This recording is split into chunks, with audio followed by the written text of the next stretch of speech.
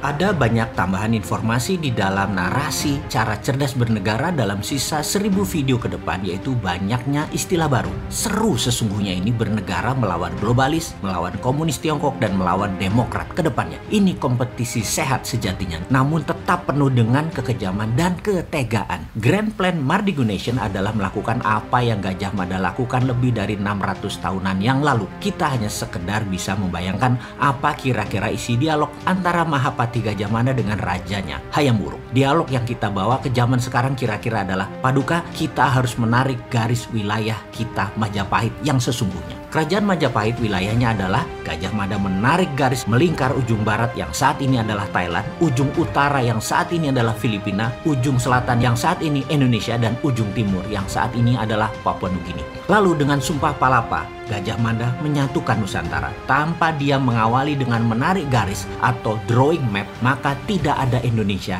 saat ini. Wilayah Indonesia saat ini adalah wilayah jajahan Belanda. Kalau kita mengikuti wilayah Majapahit dan Nusantara, sesungguhnya maka selatan Thailand, Malaysia, Singapura, Brunei, Filipina, Papua Nugini adalah wilayah Indonesia saat ini. Jadi di dalam Mardigu Nation, di mana di dalam tahun 2049 nanti, ketika dunia baru tercipta karena perang berkepanjangan antara demokrasi versus komunis, Amerika versus Tiongkok, dan globalis versus nasionalis, maka tatanan dunia baru terbentuk. Mardigu Nation akan membentuk New Santara atau Nusantara baru. Ketika Kra Kanal dipotong, maka negara ASEAN terbelah dua. ASEAN kontinental menyambung sama daratan Asia, ASEAN Archipelago adalah wilayah laut terluas di dunia. Nusantara adalah 5 negara ASEAN Archipelago ditambah negara-negara kepulauan Pasifik Selatan dengan total 22 negara. Jika ditambah Australia dan New Zealand, maka negara kesatuan tersebut yang berbasis konfederasi adalah 24 negara. Itulah redraw map baru atas nama Nusantara. Ini semua hanya rencana di kertas, yang semua dirincikan di novel fiksi futuristik karya Mardigu yang berjudul Negeri Cincin Api. Namun,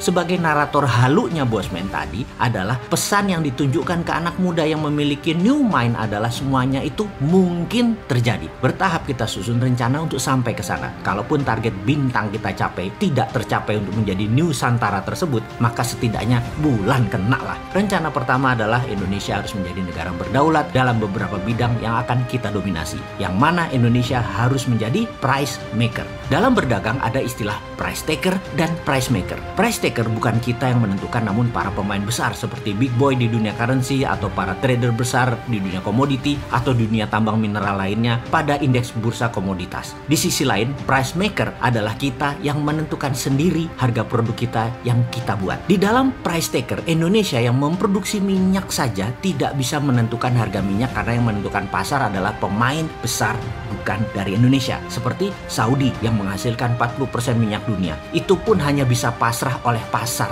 dalam tanda petik. Siapa itu pasar? Nanti kita akan bicara di sesi tersendiri. Yang jelas, setiap komoditas, sawit, cengkeh, teh, kopi, semuanya itu ada pemainnya dalam tanda petik yang menentukan harga yang diklaim sebagai atas nama pasar. Jadi orang awam hanya mengatakan pasar, padahal terencana, terdesain, terstruktur, terkendali oleh globalis. Ada baronnya di masing-masing komoditas, ada rajanya, dan sudah ada yang berlangsung ratusan tahun sistem ini terjadi. Jadi naif sekali kalau kita berbisnis, kita jadi korban harga padahal kita produsen terbesar. Misalnya di kelapa sawit CPO, kita produsen tapi victim system karena kita tidak bisa menentukan harga. Kita produsen tapi kita price taker.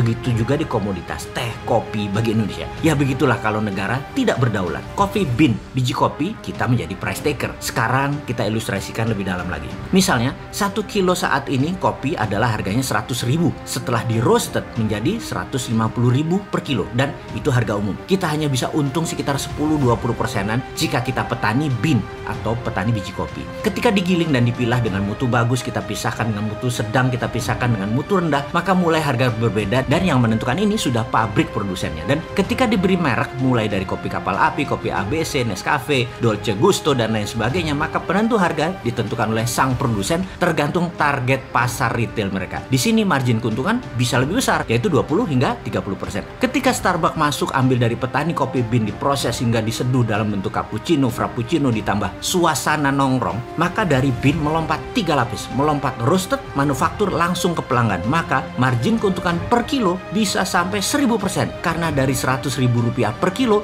diproses hingga jual 15 gram 50.000, Catatan, harga cappuccino di Starbucks hanya membutuhkan 35 gram kopi kurang lebih, atau 1 kilo bisa buat 30 cup cappuccino. Ini adalah price maker strategi, di mana strategi bisnis tadi menentukan harga premium dari sebuah kopi atau maksimum potensial dari sebuah komoditas kopi. Dalam strategi price yang dilakukan Starbucks, ini adalah contoh tersempurna. Starbucks contoh sempurna dari strategi bisnis midstream, hilir, hingga high end. Starbucks ini sahamnya salah satu darlingnya Wall Street karena sudah naik 5.000% sejak IPO. Sekarang kita bicara lebih dalam lagi tentang pelajaran harga negara kita. Untuk hard commodity, soft commodity, bursa precious metal, kita harus punya bursanya di dalam negeri sendiri yang tidak mengikuti bursa internasional selama mainnya di dalam negeri. Kitalah penentu harga jual dan harga beli berdasarkan pasar penawaran dan pembelian domestik. Jadi harga nikel, tembaga, kalsium karbonat, bauksit, gold, silver, apapun itu selama pembelinya lokal, maka bursanya lokal. Perlu dicatat, mineral Indonesia itu bisa merupakan 50% mineral dunia. Kitalah yang menentukan harga seharusnya. Kitalah price maker seharusnya. Lalu bisnis turunan dari mineral dasar tadi seperti cerita kopi komoditi